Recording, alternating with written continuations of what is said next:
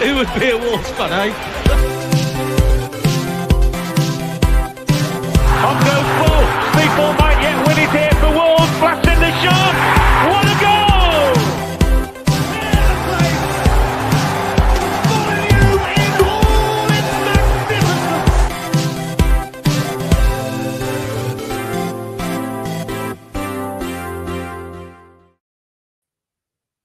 Good evening, good morning, good afternoon, wherever you're listening or watching this through YouTube or through your Spotify or any other podcast supplier. Welcome to the Wolves Fancast preview show for the FA Cup fourth round away at Blackburn Rovers. Hashtag up for the cup.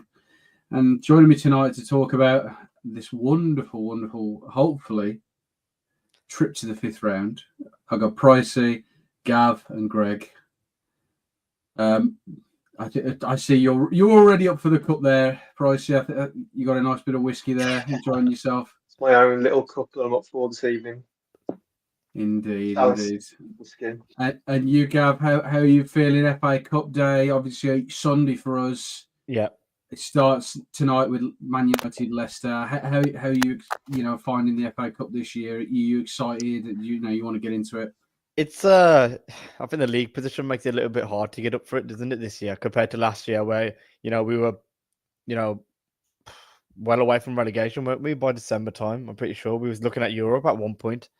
So I think the priority is taken over a little bit, but you never know. It's about the draw, isn't it? If you get a good draw, then it always makes you optimistic. So hopefully we can get through on Saturday and then have another good draw. Yeah, hopefully.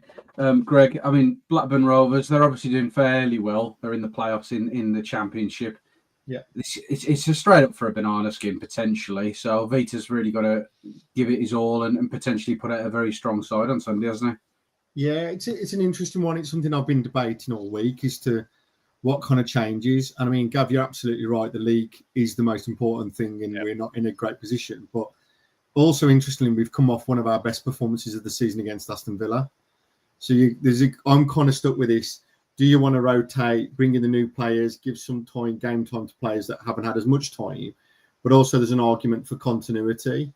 In terms of those are the players that they've normally, if you win games and you play well, you play the next game. Yeah, and you're right to continue that. And I think for me, I'm really kind of in two camps or in two minds at the moment as to what we should do, whether we should rotate, particularly give the new players a start and get used to the English football, albeit against a weaker opposition, you would say, from the Championship than you would against the Premiership, or do you continue as you are? I mean, centre midfield's a perfect example of that. I think we all said on the review show that Bellegarde probably had his best game for Wolves against Villa, most complete performance. But then you've got Joe Gomez coming back from suspension, and that's just one area where you could look at what should we do? Do you want to bring Gomez back in, or does Bellegarde earn the right to start again? Yeah, I think that's a good point. I mean, talking about the new players coming in price, I mean, we bought in Marshall Manetzi, we bought in Nasser De Giga, who, as Vita Pereira said in his press conference, obviously bring a bit more physicality and obviously a lot more options and balance to the squad. But he's saying they're not going to be involved. Do you feel like it's a missed opportunity potentially if he doesn't put them straight into the starting 11 to blood them into an English game where there's potentially a little bit of an easier challenge for them instead of playing straight in a Premier League match? Yes and no. I mean, Agbedu got the luxury of starting against Bristol City in the cup, and obviously that was at least for the first 20-ish minutes, 25 minutes, it was a nice gentle introduction to English football for him. And he's gone on in the few appearances he has made for us. He's looked great so far. Distribution needs a bit of work, but overall he's performed rather well. With Manetzi and Giga who've come in, obviously as the quotes on the screen for the YouTube viewers on there can see, Pereira said they were unlikely to start due to limited training, which is fair enough. But you can make cases for and against starting or them being involved either way. Yes, you could argue that against a Championship team would be, and again, like Agbadu had, it would be a gentle introduction to English football. Potentially, like we say, on the face of it, should be a bit easier than throwing them in, say, the following week when we're playing someone a little bit more difficult than Blackburn, against Liverpool away. But likewise, we have, as Greg said, we've just put in one of our performances of the season against Villa. What is the case for throwing them straight in against the players who just played so well against Villa? So we talk about Bellegarde, and obviously, probably you can look back on a load of podcasts over the last 18 months where I've probably slated him, but I will put my hands up and say that he had a really, well, let's face it, his best game for Wolves since he joined against Villa. But then you've got Joao Gomez, and then you've now got Manetsu coming as well. Where does he fit in? Does he come in straight away? Really, for me, it's still a case of having Andre and Joao Gomez in there at the middle at the moment. And with Giga, likewise, Doc has been playing really well on that right side of the back three. It looks even more as a fit, well-functioning back three against Villa. It's all balanced as well. Totti on the left, Agbadu in the middle, Doc on the right. It just seems at the minute it's quite set at the minute. And for me, I know this is a bit of a football cliche, but you don't really want to mess about with a team that's just won, or I would say winning team, but it comes with just one game. But you don't really want to mess about with that too much, I would say, for fear of putting nose out of joint of any of the players that's just put in a good performance previous week. Yeah. And to be fair, that it's amazing how quickly, moods can change this game. We'd lost the previous 4 games straight, 4 or 5 games straight, whatever it was. And that one win over Villa, plus getting 2 players in, I think it's just kind of really elevated the mood again around Wolves at the minute. You see there's been polls put out on Twitter the last couple of weeks, and I think it's been a bit of a turnaround from just that one win against Villa. Everyone's now seems to think that all's well with the world, but yeah, I mean, for me, my view is I keep the team similar to what it was against Villa. No, I get that. I think I want to really bring in an old Soccer AM praise with that, and I think that match against Villa and the Derby Day win, I think that's given us a bit of bounce back ability. And I think it's shown it, and I think that Vitor Pereira has shown that the ideas are coming in to this side, and I think now he's brought in a few more of his players. It's going to be an interesting one for him, Gav. I mean, he's brought a couple of players in who he wanted to be in the squad. Yeah. There's going to be a little bit more pressure on him to deliver now as a manager, do you think? I mean, obviously the 4 games that he lost in a row, he'd only really got Agbadu. He hadn't really put his stamp on the side. But now he's got these new players in. He's starting to find his own system, his own little tweaks. He's got to be consistent with it now, hasn't he, Pereira, and look to build on what we did last week. Yeah, definitely. I think, with the signings that he had, I think he asked for 2 centre-backs and he asked for a midfielder, didn't he? So, he had his wish list and he got it at the end of the day. So now I suppose the onus is on him to try and, deliver some results, and keep us up, essentially, is the aim now, isn't it? So, and, I think someone put it in the group chat today about us being the second biggest spenders in the January window. That's going to put a bit of pressure on him as well, because you can't say, I think we still could have backed him a little bit more, I think, with a striker. But he's going to be under pressure now because we've given him the players that he needed. So let's see if we can get Pereira ball in full flow.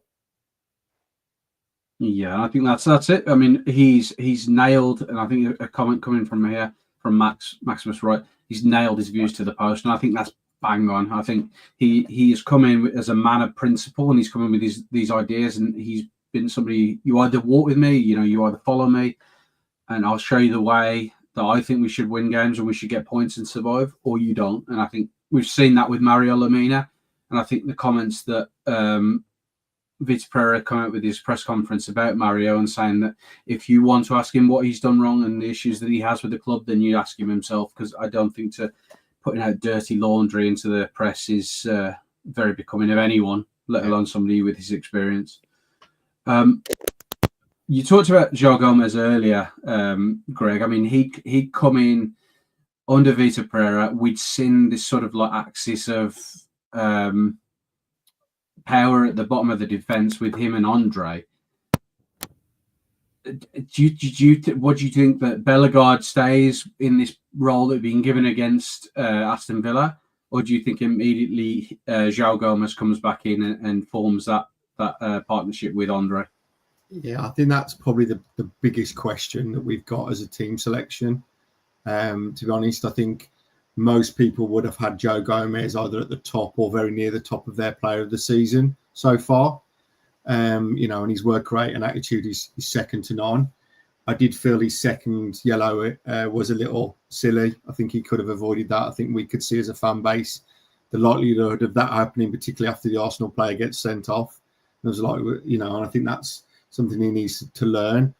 But for me, Bellegarde had his best game, and I feel if I was in his shoes, I'd be disappointed to be dropped off the back of that performance. So, I think that's where I would start. If we're going to go strong, then I think we keep the same team. And I think that, for me, is where we start. If we're looking to rotate, then there'll be a few others than we can look at. But I would be tempted to go with the same team. I've got a feeling he may swap Johnston for Sarr, which was what happened at Bristol. I think we may find that Johnston may be unofficial cup goalkeeper. I know that's very popular in a lot of Premier League teams where they rotate goalies for cup competitions. So I think that one definitely sticks out as a potential. But otherwise, I would be keen to keep the same team and build the momentum. And like we said earlier, getting Totti in on the left side gave us a great deal of balance, and I'd like to keep that and kind of let's continue to play this team whilst it's in form. Yeah, I totally agree with you. I think there's a sense of almost a lack of bravery, but it's not lack of bravery in keeping continuity. I think there's a sense of control and wanting to push forward and wanting to be have that sort of level of continuity that brings similarity and builds partnerships, especially with new players coming in, and Agbadu being so new in the side as well. Agreed.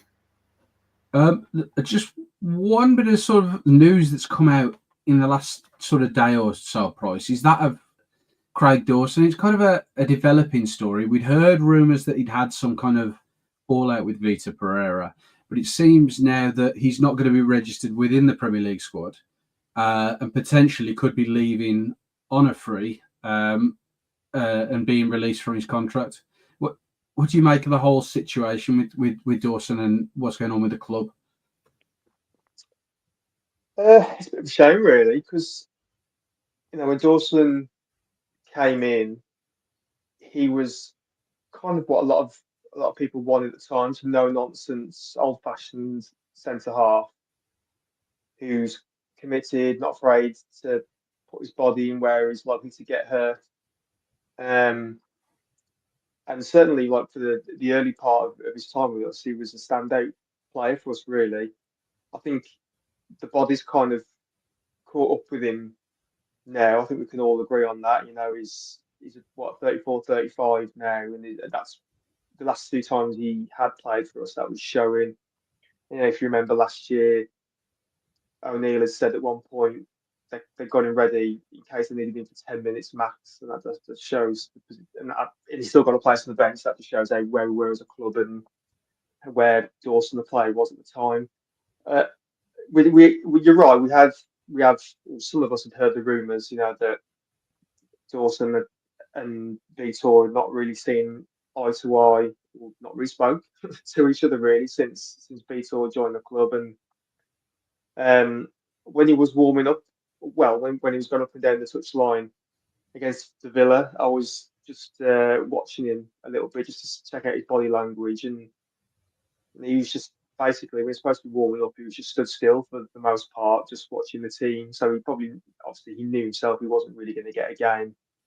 I mean, managers make these decisions all the time, don't they? They see a player, they don't rate them, they don't play them. I think for him to be in talks with cancelling his contract now seems to me like there's a material breakdown in the relationship behind the scenes for whatever reason. Otherwise, he just would have saw out the season and moved on. But just let's say that we're in February now, he's looking to cancel his contract and go somewhere else for the next 4 months of the season. That's a pretty it's a pretty extreme thing to do, really. That does lend to the notion that there's been a fallout behind the scenes. And so he's not spring chicken, so he's looking to move on and get football wherever he can, rather than just sit on his arse for the next 3-4 months or to the end of the season. Like I say, it's a bit of a shame. He doesn't strike me as he's never been like a vocal leader of men, Dawson. He's just a committed footballer, someone who you want in your side. You're going to get 100% from him every game. Like I say, he's going to stick his head in or stick his boots in where it hurts. Yeah. So yeah, I think it's a bit of a shame, but I mean, from a footballing sense, probably, we're not going to miss him as such because he wasn't playing for us anyway, and he wasn't really getting to a state where he was consistently fit. But yeah, it's just a bit of a shame it's ended that way. Yeah, I think that lack of longevity that he has left, I think he's acting in a way to maximise whatever he has left in terms of a career. Because, as you say, he's really at the tail end of it now. Another question to you, Price. The other man on the picture there, for those watching on YouTube, Sasha Kalajdzic. Obviously, he's not having his. I've seen a question in the YouTube comments: is he having his contract cancelled? No, he's not. But he's somebody he's coming to Wolves. He had the game against Southampton. He wasn't ready medically. He did his ACL. He come back. He was quite influential under Gary O'Neill. Let's not forget, he got crucial goals away at Everton. He got some other goals in the league. He got some crucial assists as well. But he's been damn unlucky since he's been at Wolves in terms of an injury record. What is the future for Sasha? Because obviously they've taken him out of the Premier League squad. We're looking potentially at playing in a certain way that plays with a false nine going forward. And even JSL might not even fit into that. So what is the future for Sasha at this club? The short answer is I don't think there is much for him here, to be honest. I mean, you're right. And O'Neill, he had the Everton game and Bournemouth, wasn't it, as well, where he got some crucial points at the time. I've always seemed to like him as a player. He's just never really had time to show that on the pitch for us, really. It's just one of those. You can go somewhere and it just doesn't, for whatever reason, it doesn't happen. It's just bad luck, and I think bad luck's just followed him around ever since he's joined us here. I think taking him out of the Premier League squad is, given the fact we've got 2 new signings coming in, and if we're at the squad limit, it just makes sense, doesn't it? Because he's not going to play this season at all, Sasa. But you're right. One of the comments just popped up there. He just seemed like a genuinely nice bloke. It's a shame. It's a shame for him. But I see in the summer. I'll be honest. I'm not sure how long's left on his contract, but if there's not long left on it, we could just come to an agreement with him, or we could help him just to find a club. Because like say, if we're going to start playing in a way, even where Stan Larson doesn't fit into it, Sassa's certainly not going to fit into it. Then, if that's the way we're going. I think unfortunately he's just a victim of bad luck and circumstance, really. But it's a bit of a shame. But no ill will towards him at all. Yeah, I mean, and that's it. I mean, he's someone who's going to be respected. Obviously, he's heavily respected within the club. The documentary that they did following his injury against Southampton was incredible, and the respect and help that the club gave to him in that rehabilitation process is second to none, and should be given all the respect and love that it deserves. Obviously, it's FA Cup weekend, Gav. There's a lot of games on. Man United, Leicester being one tonight. Mm-hmm. But for those watching on YouTube, I just put up a list there. There is some real potential in here for some massive giant killings, isn't there? And I'm going to ask you straight away, where do you think that giant killing is going to be?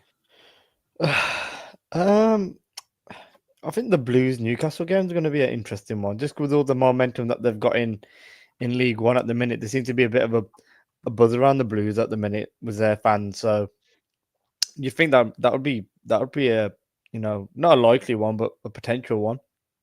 Southampton, Burnley. Burnley with a lot of momentum near the top of the championship. Southampton obviously struggling down the bottom, so potential upset there. Everton, Bournemouth, good game. I mean, in terms of all Premier League clashes, Everton, Bournemouth, and Villa, Tottenham. That's two good games. If we can get through, that's another two Premier League teams out. Leicester United as well, another team out there. Brighton, Chelsea. So a lot of Premier League teams playing against each other. So that's four teams that are going to be out in the next round if we can get through. So we just got to do our job and see who we get on after that. Yeah, and I think you mentioning Birmingham City there. I mean, it's a good test for somebody like Jay Stansfield, who's gone to Birmingham on big money in League One, to put himself against the Premier League side and show that he actually has that ability, in the next couple of years to step up and play top level of the Championship or even Premier League football, isn't it? Yeah, definitely. I think Birmingham with their owners, they've all got sound like they've got big ambitions to get back in the Premier League within the next couple of years. So, and obviously, not all of these players are going to will be in that team if they do make it to the Premier League. But like you said with Stansfield, I think they bought him for 15 million, coming from Fulham. So, he's going to want to showcase his talent. I think that's some BBC. I'm sure that he'll try and put a good shift in there and prove that he's been worth the price tag. Because I think everyone was a bit like had a few question marks on it, didn't they? When £15 million in League One, it's a lot of money at the end of the day. So it'll be interesting to see how they get on. Yeah, I think definitely it's going to be a challenge, and I think there's some very good games in there. Greg, similar sort of question to you as what Gav just had. You're looking at there. You want maybe a top level Championship or Premier League club to go out to some lower league opposition. What games are you looking at? Good question. I think for me, I think a lot of the favourites will persist ultimately. I think Gav's made a good call out on a couple of the ties there, like Birmingham and stuff. I think Max has just mentioned in the chat, I think Coventry, would have a decent chance against Ipswich. They've obviously changed manager recently. I think that's a fair shout, to be honest, particularly with Ipswich. If you look at some of these teams in the Southampton, again, struggling, like Gav said, going against a Burnley team that have got momentum. And I think that's going to be the ones where you see maybe a team in the lower league that's faring well against a team that's in a division above that's there. One I'd like to call out that I think is going to be quite tasty, I wouldn't necessarily call it a shock, will be Leeds against Millwall. I mean, that's got potential for carnage written all over it. I wouldn't describe it as a shock necessarily, given that both teams are in the Championship. But just as an event in itself, I can imagine that one's going to be quite interesting. Those would be the two that I would look at, particularly the Coventry one. I think that's got an interesting one. I'll give you a live update. It's half time and Leicester are 1-1. So I'd say I'd say is it a shock? Not really. It's Man United, but talking about a couple of the clubs that were bought at, talked about them price. I mean, one of them is Burnley, and they're been quite serious in the January transfer window. They bought in Marcus Edwards. They're trying to build a side that's coming and ready for the Premier League if they do get promoted. It could be a real embarrassment, couldn't it, for Southampton? Do you know what? I looked at Burnley. I saw something on Twitter that piqued my interest. Someone put like an image up and like that. So like it was a run of like 5 0-0 draws. I don't think they were all consecutive results. But I had a look at them in the league table, and all season in the league they've only let in 9 goals all season. They're at the 31 game mark. They've let in 9 goals all season, and like you say, home and away. What all season they're only let in 9. So like James Trafford, their keeper, is on for the clean sheet record in the Championship. Wow. It's fucking mental, isn't it? 9 goals conceded, and you're 31 games in to a 46 game season. The old school Mourinho, that is. It's ridiculous, but apparently they are absolutely horrendous to watch. They are horrendous. It's what it's proper Scott Parker team. Like when he tried to, I don't know what he's going to do if he does go up. I don't know what he'll have. Yeah, he had problems at Bournemouth, didn't he? But Yeah. they've done well in January. They've got a few. Obviously, Marcus Edwards is the standout one because last I was aware, Marcus Edwards, he was like highly rated at Sporting, and there was outside chances of him getting in like an England call up at some point when he was playing the Champions League. But I was listening to the Ramble earlier, and Andy Brass was on there saying that in the last year or so, he really like lost his way a little bit. So, I mean, it's a bit of a change, isn't it? Lisbon to Burnley. Yeah. Hopefully, like it works out for him. But I think Burnley win that. To be honest, against Southampton, I think you've got a Southampton team who are just they're effectively a championship team who give away goals and struggle to score them, and you've got Burnley who seemingly hardly anyone could score against. But then I can't remember how many goals they scored themselves, but that was a remarkable thing that stood out for me. Burnley, they just do not concede really at all. So that's like you're halfway there to winning a game of football, aren't you? If you just don't concede, that's like you said, Gav old school Mourinho style. That was his style, wasn't it? If we don't concede, we're halfway there. So what you're saying is the game's going to be 4-4, go extra time, and then the penalties. Yeah. But the prize kiss of death has been played for that game. It'd be a golf fest now. But I hope so for the neutral. I really do. For audio listeners, I'm just going to take a quick little break, and then we'll come back, talk a little bit more about the Blackburn game, and then how it prepares us for Liverpool going forward, and talk about some odds and a few other little bits. So for those on YouTube, we'll be back in a couple of seconds. Those on audio, just a few adverts. Who would be a Wolves fan, eh?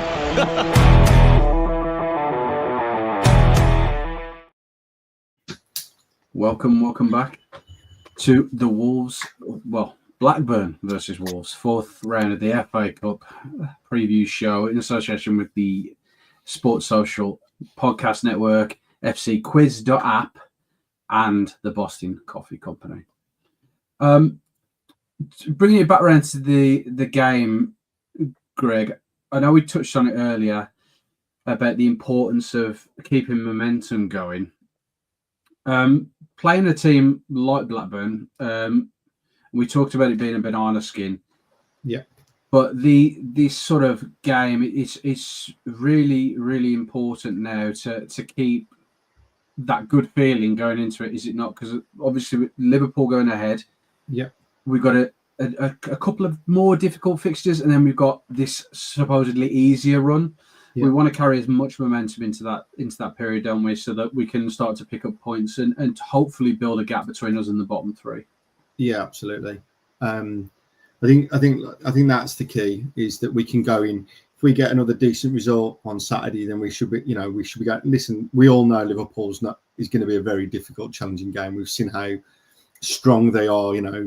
They're very consistent and very well drilled, and we know that's going to be a very difficult game. But the best we can be is going in at our best and hoping that they have an off day or we catch them or something happens. And to do that, we do need to keep building the run of results and building that momentum. And so, I think that's going to be really key. Blackburn are an interesting one. They seem to be, from what I've had a look, done a bit of research, they seem to be quite solid defensively, but have got, I think they have top goal scorers out, and they've got a few. And I think Andy Wyman, for those of you who remember him from back in the past, talking to Liverpool actually, and so he's their, I think he's their top scorer now. That's actually still fit. I think he's about 7 or 8 goals. So I don't think they're going to be as threatening going forward, or won't have the quality. Listen, it's a cup match. They're going to be up for it. They're going to give it everything. That you'd expect nothing less. But I think if we can do what we did against Bristol and set the tone early, get an early goal and build from there, then we should be in a good place. What I'd like us not to do is what we did against Bristol, which was have a great first 25 minutes and then switch off and turn off and then allow them to get back in the game. So hopefully I'm looking for a similar kind of start to what we had with Bristol, but more of a complete performance, more of a continuation throughout the game rather than in patches. Yeah, no, I totally agree with you. I think if we can do it over 90 minutes and put the ideas that we saw against Aston Villa and in some of the previous games onto the pitch, that'd be fantastic. Yeah.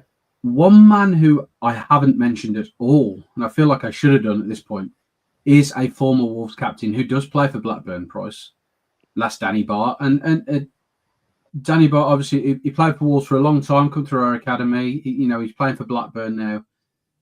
It's a hell of an opportunity for him to play against his old club and to show that he's still got something about him, even later on in his career. Well, if Luke was here, he would have said that he pitched him as a future England international, Danny Bart, at one point. Yeah, I did see the clip online that he was buzzing when he drew Wolves. Yeah, he had a great career with us. We always like to see like the local lads do well, generally speaking. And he's like what I was talking about with Sasser earlier. He's just like another decent bloke, another solid, dependable footballer for the level that we were at the time. And there's a little cabal of ex-Wolves players in Blackburn, isn't there? Like obviously, Greg's already mentioned Andy Vyman. There's Bart, and was it Dion Sanderson? I think he's there as well. Yeah, Dion plays sometimes as well from. So I'm sure between the three of them, whoever starts on Sunday, they'll be well up for it. They'll be wanting to take the big scalp, and hopefully we are more prepared at set pieces than we have been over the previous months, because Danny Bart is a threat at set pieces, so we've got to watch out for that. I think with that in mind, with Blackburn, and as Greg said, they're a robust team. I think their goal difference is quite low for the fifth in the league, but the goal difference is quite low. I think it's something like 4 or 5, so that they don't concede many, don't score many. So that could make it quite a bit of a tough game for us, really. I just hope that what I've just said doesn't happen now, that Danny Bart does not score from a set piece for us, because that would be quite embarrassing. Yeah, that would be rough. The other person who probably wasn't going to get a mention, but I just thought might be worth talking about, Gav, is John Eustace, who's the manager of Blackburn. He was Birmingham manager last season. He got very unfairly sacked in a lot of people's eyes. Yeah. And replaced with Wayne Rooney, and then he got bought in at the end of the season to try and desperately keep Birmingham in the league. Do you think him as a coach, do you think he's going into this season has a big chip on his shoulder, because he did so well at the start of last season with Birmingham City and got them to a point where they could have been challenging for a playoff or even better position in the league last season, that he's going to want to really push himself against the Premier League side to prove that actually he is like some of these other guys like Mark Robbins, who could do it in the Premier League, and some of these other English coaches who are around to try and push themselves, because there aren't a lot of young English coaches in the Premier League at the moment, and it's something that I'd personally like to see a development of English coaches and see them in the Premier League. Do you think he's somebody who's pushing himself and wants to show that he can do it? I think so. I think, like you said, with the Birmingham thing, it was very harsh, wasn't it? The new owners came in, they wanted a big name as a manager.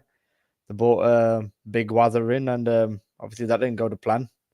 But he's done well, hasn't he? Because at the end of the day, when we were looking for a manager, his name got brought up, didn't it, as a link to come to us at one point before Pereira came in. So he's doing his job, and I think, like you said, I think Eddie Howe's been the prime example, hasn't he, of British managers getting a top job and doing well. You know what I mean? People wrote him off when he went to Newcastle, and he's smashing it there now. So I think it's he's given a bit more credit to English managers now. I think with Eddie Howe. So he's probably going to be looking at this as thinking as a time to prove his tactical nous against a Portuguese Premier League manager in Pereira, and try and get the better of him.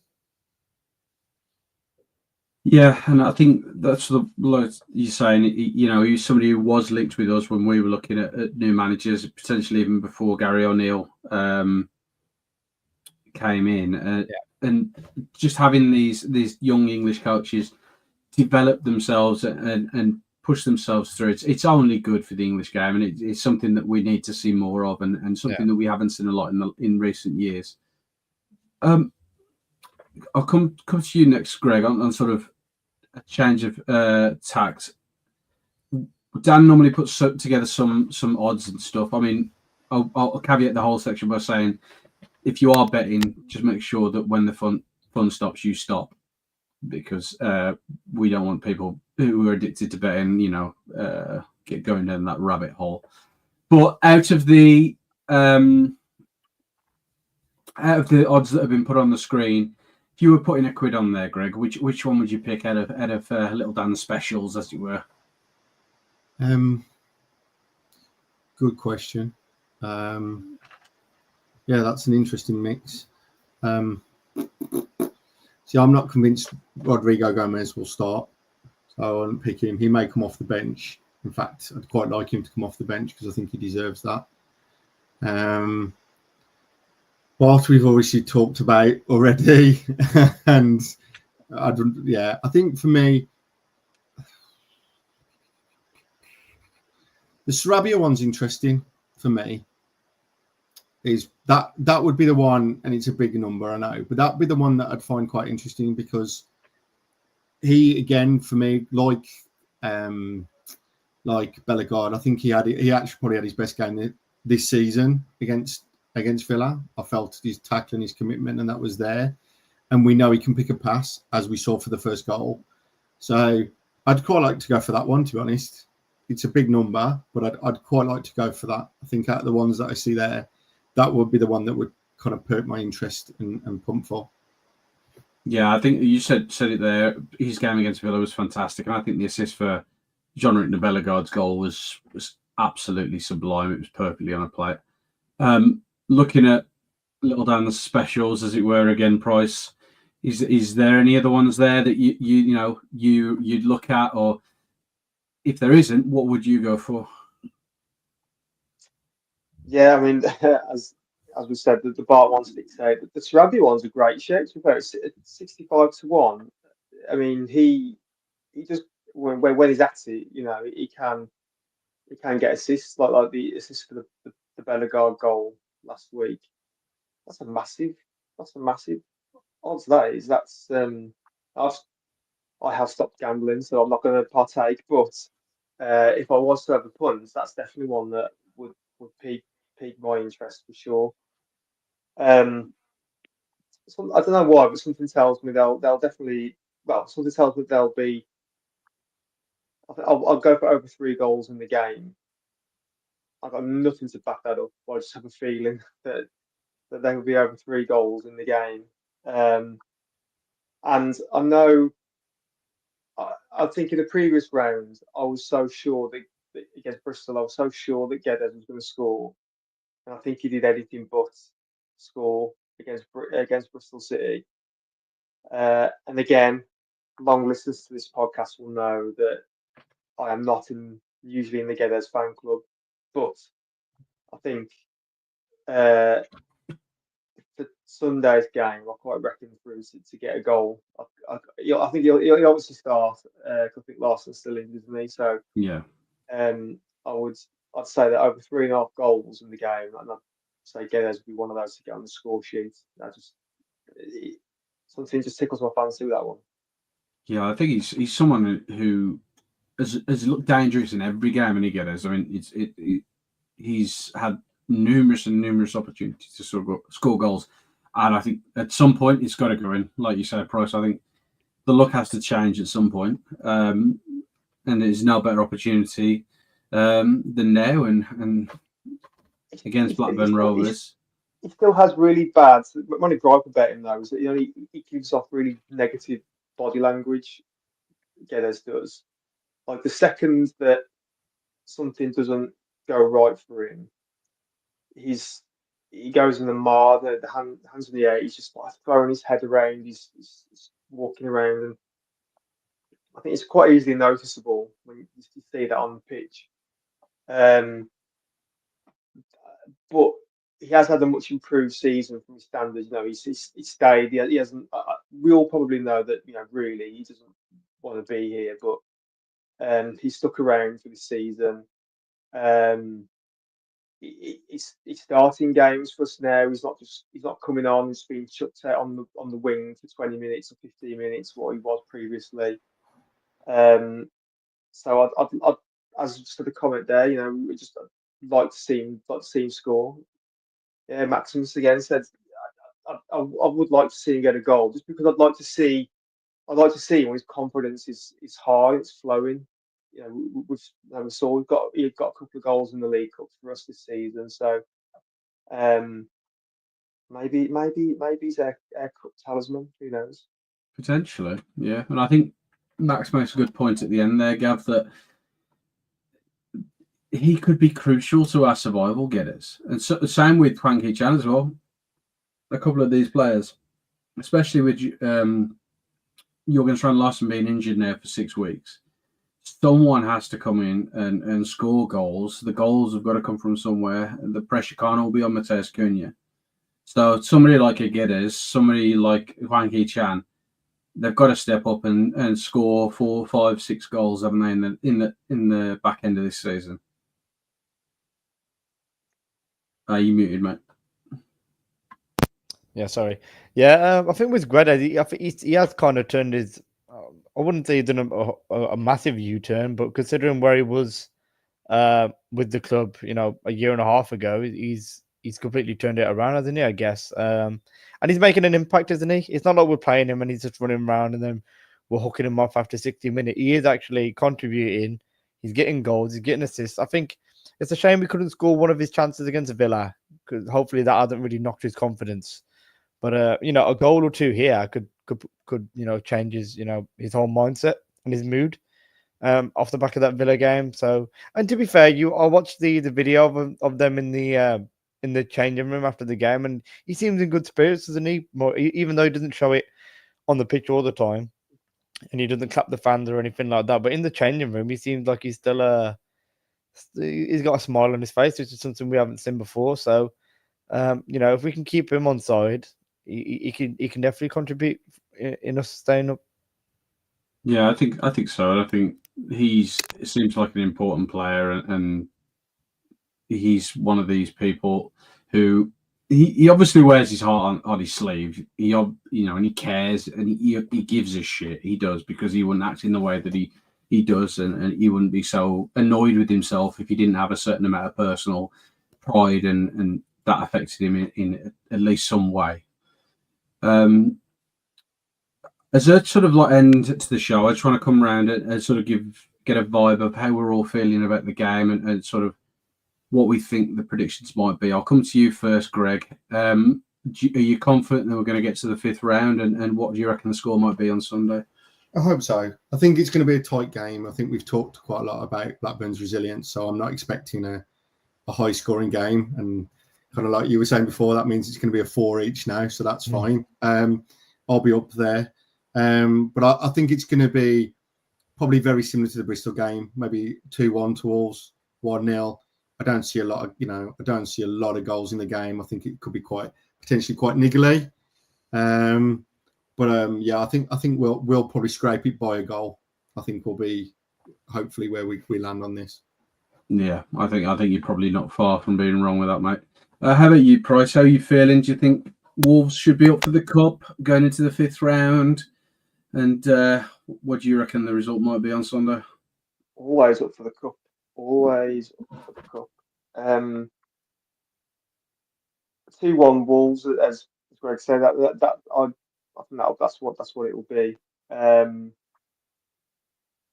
think with these useless teams, as you showed with Birmingham, and as is clearly shown against Blackburn, that they're in the, what's probably the right term to use? Well, industrial team, I guess. They're going to be very hard working team. But I just said that there'd be about 3 goals in the game, so I reckon it'll be 2-1, and then we'll get the excitement. And I really do get excited about cup draws, so I will get very excited about a 5th round draw. well, potential fifth round draw. Let's not count chickens just yet. I think that's the big thing is the further we go into this competition, we get more excited, don't we? And we've had it in recent years. We had the semi-final. We all got a little bit too excited during that run, but it's fun. It's something that we don't normally get as Wolves fans, and especially not until recent times. We haven't really pushed in cup competition, so it's something that's refreshing. I'll come to you lastly on it, Gav. I mean, Yeah. I think you are heading up tomorrow, right? You Yeah, that's right. Not tomorrow, Sunday. If you get up at tomorrow, you move a bit early. But on Sunday, what are you expecting from the Wolves fans? Obviously, a full 90 minutes of I don't care about Jeff Shee. And then what do you reckon the result? Yeah, you can imagine that's going to be thrown out a couple of times at least. Result wise, I think like Greg said, I'm probably go for like a 2-1 myself as well. To be fair, especially with how well Blackburn doing in the league. We've done it ourselves, being a championship team and knocking out some of the big boys. And we're not prone to not being one of those big boys to be knocked out either, if that makes any sense. So, it could be it's a potential banana skin, but off the back of that Bristol game, we did really well in that Bristol game, didn't we? First half, anything similar to that should be enough. I'd assume. But yeah, I'll go for 2-1 win. No, that'd be nice. I'm a little bit more negative. I think it'd be 1-1, and then we'll take it in extra time. It'd take a little bit extra out of us to get through it. Yeah. But I appreciate you guys coming on to talk about it. I appreciate everyone who's been on listening and watching live through YouTube tonight, and everyone who listens to this. Whether you're on the way to the game, whether you're you listen to this while you're at work. Wherever, whenever, we appreciate everyone who gives us a listen and listens to our mad ramblings. But yeah, this was your Blackburn Rovers Wolves FA Cup 4th round podcast with the Wolves Fancast in association with the Sports Social Network podcast, fcquiz.app, and the Boston Coffee Company. And a quick one at the end. I always like to shit out a little bit, but if you do want to check out Fancast merch, we do have more and more designs on there all the time, some very good ones. That is wolvesfancast.teemill.com. That is wolvesfancast.teemill.com. That's wolvesfancast.teemill.com. Until next time, I think it's Sunday or Monday, we're going to be live again on YouTube. Keep an eye on your podcast, wherever you listen to your podcasts, for our review show coming up. Until then, Wolves fans, good night, good morning, or good afternoon. We'll see you next time. Thank you.